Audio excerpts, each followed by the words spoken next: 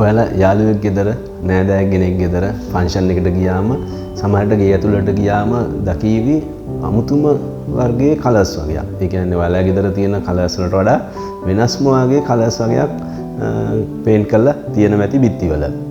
මොකද ඔයාලා colour card එකකින් ගන්න ගියාම නැති වර්ණ ඔයාලට දකින්නට ලැබෙවි. ඒ ඔයාලා යාළුවගේ හෝ හිතමුතුරාගේ නෑදෑයගේ ගෙදරට ගියාම. ඉතින් මේකට සමහරට වුන් භාවිතා කරලා ඇත්තේ මාස්ටර් පැලට් කියන කලර් විශේෂය. ඉතින් ඕන තරම් කලර්ස් තියෙනවා. ඔයාලට ඕන ප්‍රමාණයකින් කලර්ස් ලබා ගන්න පුළුවන්. මෙන්න මේ මාස්ටර් පැලට් එක තමයි ඔයාලට මේ දකින්න හම්බෙන්නේ. පරිගණකානුසාරයෙන් තමයි විශේෂිත වූ මැෂින්ස් වලින් තමයි නිර්මාණය කරන්නේ මේ කලර්ස්. ඔයාලා කලර් කාඩ් එකකින් සාමාන්‍ය ෂොප් එකකට ගියාම ඒ එන ටින් වල අසුරලම තියෙන්නේ. ඉතින් ඒව ලංකාව පුරාම සෑම තැනම තියෙන කලර්ස්. නමුත් මේ මාස්ටර් පැලට් එකකින් නිර්මාණය කරන කලර්ස් තුලින් වෙන නිවාසවල ආලේප නොකරපු වර්ණ ඔයාලගේ නිවසලට ආලේප කිරීමේ හැකියාවක් තියෙනවා. ඉතින් මේ කලර් කාඩ් එක ගැන කතා කරනකොට මේ කලර් කාඩ් එකේ තියෙනවා the bright palette කියලා තියෙනවා. ඊළඟට clean palette කියලා තියෙනවා. muted palette කියලා, the off white palette කියලා තියෙනවා. neutral palette කියලා තියෙනවා. historical palette. ඒ කියන්නේ ඓතිහාසික ලස්සන වර්ණයන් දකින්න පුළුවන් මේ historical palette එකේ. the interior ready mix palette කියලා තියෙනවා. accent palette කියලා නොඑක් ආකාරයේ වර්ණයන් වලට බෙදාගෙන තියෙනවා. අඳුරු වර්ණ, ලා වර්ණ, හිත වශී කරන වර්ණ ගැන තමයි මේ වයින් සඳහන් කරන්නේ. ඒකම ඔයාලා ඉස්සෙල්ලා මේ මාස්ටර් පැලට් කලර්ස් නිර්මාණය කරන්න පෙර ඔයාලගේ බිත්තිය ඉතාමත් පිරිසිදු වෙන්න ඕන. ඒකම ෆිලර් එකක් ආලේපනය කරලා තියෙන්න ඕන. ඊළඟට ඉමර්ෂන් කෝඩ් දෙක වෙනුවට තමයි මේ මාස්ටර් පැලට් කෝඩ්ස් දෙක භාවිතා කරන්න ඕන ගේ ඇතුළට. ඉස්සෙල්ලා බිත්තිය තියෙනවා අපරාධ කරෝ බිත්තිය. ඒකේ ෆිලර් එකක් ආලේපනය කරනවා. ෆිලර් එක ආලේපනය කරන්නේ ඒ පේන්ට් එක උරා ගැනීම අවම කරන්න. ඒකම බිත්තියේ වර්ණය පේන්ට් එකට මේ හැකියාව අඩු කරන්න. ෆිලර් එක සුදු වර්ණයෙන් කරොත් එතකොට ඔයාලා ආලේපනය කරන මේ මාස්ටර් පැලට් එකේ වර්ණය ඉතාමත් ලස්සනට මතුවෙලා එනවා. ඒකින්ද බිත්තියේ මුලින්ම අවශ්‍යතාවයක් තියෙනවා ඉන්ටීරියර් වෝල්ස් වලට නම් පොටි කියලා තියෙන පොටි ලේයර්ස් දෙකක් ආලේප කරලා ඒවා සෑන්ඩ් පේපර්ස් වලින් වැඩි කඩදාසි වලින් කපලා සර්ෆේස් එක සාමාන්‍යයෙන් ස්මූත් කරගන්නවා. රෆ් ටෙක්ස්චර් එක අපි ස්මූත් ටෙක්ස්චර් එකක් බවට පාත් කරගන්නේ මේ පොටි ඇදලා. ඒතර බොහෝ වෙලාවට ඉන්ටීරියර් තමයි පොටි අදින්නේ. එක්ස්ටීරියර් පිටත බිත්ති උනත් පොටි අදින්න පුළුවන්. එතකොට එක්ස්ටීරියර් පොටි කියලා වෙනමම තියෙන නිර්මාණය කරපු පොටි ඒවා ෆ්‍රන්ට් එලිවේෂන් එකට ඔයාලට ගෙදරට එනකොටම පේන මූණතර තමයි බොහෝ වෙලාවට එක්ස්ටීරියර් පොටි ආලේප කරන්නේ. මොකද වතුරට අවුවකින් හානි වෙන්න හැකියාව තියෙනවා. ඒකින් ඉතාමත් පරිස්සමෙන් පිටත බිත්ති වලට පොටි ආලේප කරන්න පුළුවන්. ඒතර ඔයාලා ඇතුළ බිත්තියේ මම කලින් කිව්ව විදිහට සර්ෆේස් එකට පොටි ලේයර් දෙකක් ඇදලා සෑන්ඩ් පේපර්ස් වලින් කපලා ඊට පස්සේ ෆිලර් ලේයර් එකක් ආලේප කරලා ඊළඟට තමයි මේ මාස්ටර් පැලට් ලේයර්ස් දෙකක් ඉන්ටීරියර් වලට භාවිතා කරන්න පුළුවන්. ඒකට එක්ස්ටීරියර් වෝල්ස් වලටත් මේ මාස්ටර් පැලට් කලර්ස් භාවිතා කරන්න පුළුවන්. මාස්ටර් පැලට් වල වෙනස තියෙන්නේ සාමාන්‍ය වර්ණ වලට වඩා ලස්සන වර්ණයන් ඔයාගේ හිතට අවශ්‍ය කරන වර්ණයන් තෝරා ගන්න පුළුවන්. ඒ කෝඩ් නම්බර් එක නිසි අයුරින් සඳහන් කිරීම තුලින්. එතකොට මම කිව්වා මේ පැලට්ස් වර්ණ කීපයකට බෙදලා තියෙනවා මේ මාස්ටර් පැලට් එක. ඒකම ඔයාලා දැන් මම මේ වගේ මාස්ටර් පැලට් එකක් තෝරාගත්තම ඒකේ පේජ් නම්බර් එකක් කියන්න පුළුවන්. දැන් මම උදාහරණයක් කිව්වොත් මෙන්න මේ වර්ණය තියෙනවා හරිම ලස්සනයි. මේ වැඩි භාවිතා වෙන්නේ නැති වර්ණයක් පේජ් නම්බර් එක 83. එතකොට එක එක කලර් කාඩ්ස් අනුව මේව වෙනස් වෙනවා. මේ එක ආයතනයකින් නිර්මාණය කරපු මාස්ටර් පැලට් එක මගේ ළඟ තියෙන්නේ. එක් ආයතනය අනුව නිර්මාණය කරන මාස්ටර් පැලට් වල නම්බර්ස් මේ කෝඩ් නම්බර්ස් වෙනස් වෙනවා. ඉතින් ඔයාලගේ ඒ ආයතනය අනුව තෝරගන්න. එතකොට පේජ් නම්බර් එකකින් සඳහන් කරන්න පුළුවන් පෝෂන් පින්ක් කියලා තියෙනවා. කලර් එකේ නම 50YR 68/114 කියලා තියෙනවා.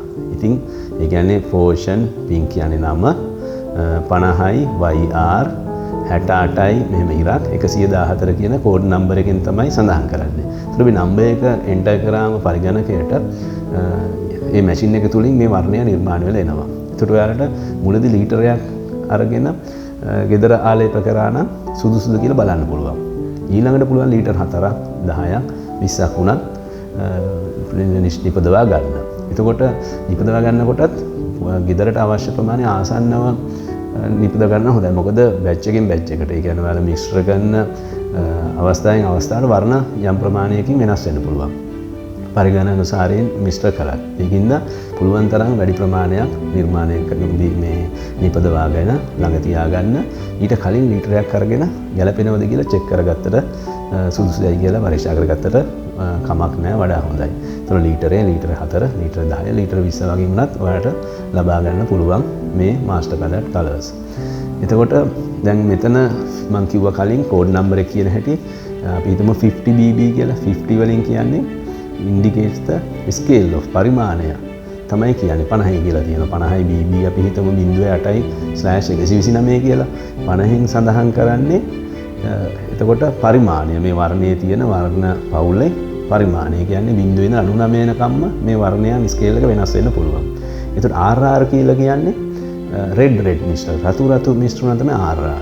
YR කියන්නේ yellow red.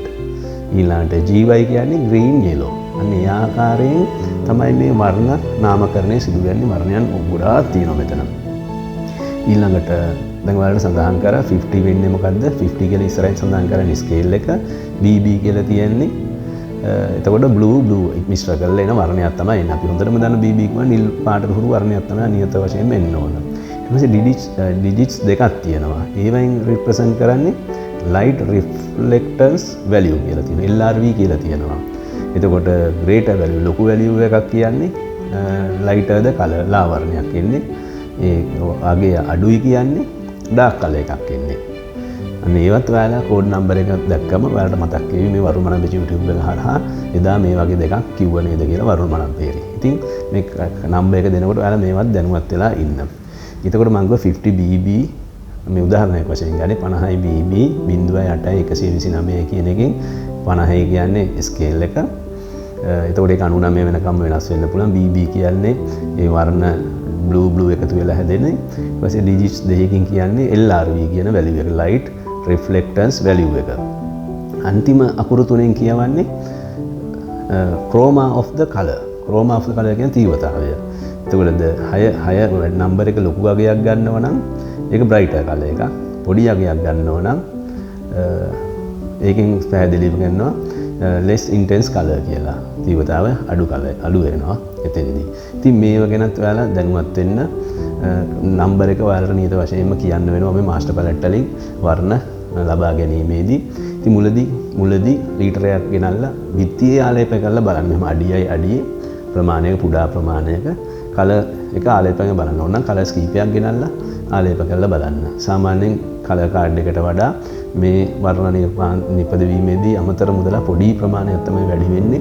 නමුත් ඔයාලගේ නිවසට තාමත් ලස්සන වෙනස්ම ආකාරයේ පෙනුමක් ගෙන දෙනවා අනිත් නිවාස වලට වඩා. එහෙනම් ඔයාලට අනිත් අයගේ නිවාස වලට වඩා ඔයාගේ නිවස හැඩ කරගන්න ඕන නම් ඔයාගේ නිවසට වෙනසක් අපේක්ෂා කරනවා නම් නියත වශයෙන්ම මාස්ටර් පැලට් කලර්ස් භාවිතා කරන්න.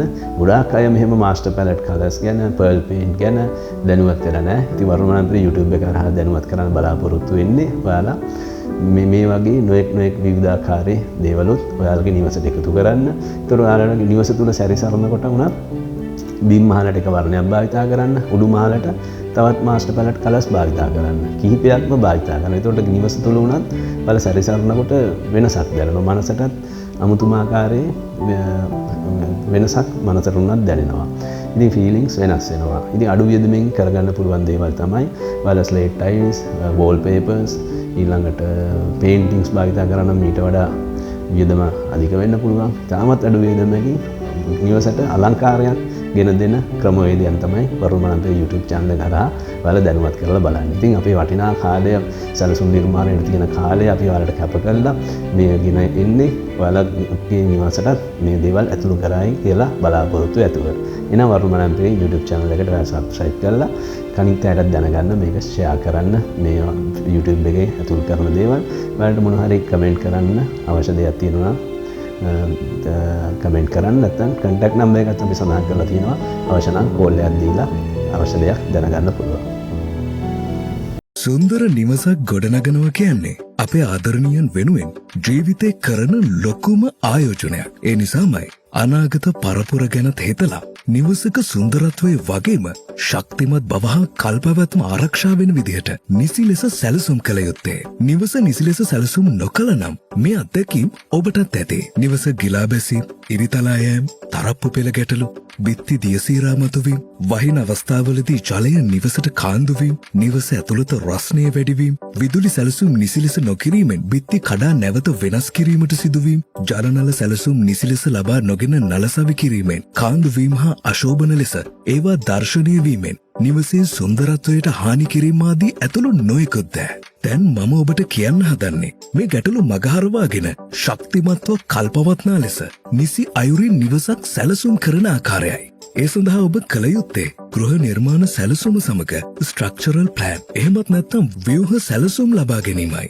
මෙම සැලසුම් මගින් අඩිතාලම, ස්ලැබ් එක, තරප්පු පෙළ ආදී ද නිසි ලෙස නිර්මාණය කරන ආකාරය සැලසුම් කරනවා. ඊට අමතරව විදුලි සැලසුම් හා ජලනල සැලසුම් ලබා ගත යුතුයි. මේ තුලින් විදුලිය හා ජලය නිවස තුළ බෙදා හැරීම ක්‍රමවත්ව සැලසුම් කරනවා. මෙම සැලසුම් සියල්ල සමග අනාගත පරපුරට දායාදයක් ලෙස ඔබේ නිවස නිසි ලෙස සැලසුම් කරන්න නිවාස සැලසුම් ක්ෂේත්‍රයේ ප්‍රවීණයා වරුණ මනම්පේරි ඇසෝසියේට් ප්‍රයිවට් ලිමිටඩ් හා ඔබත් අතම සම්බන්ධ වන්න.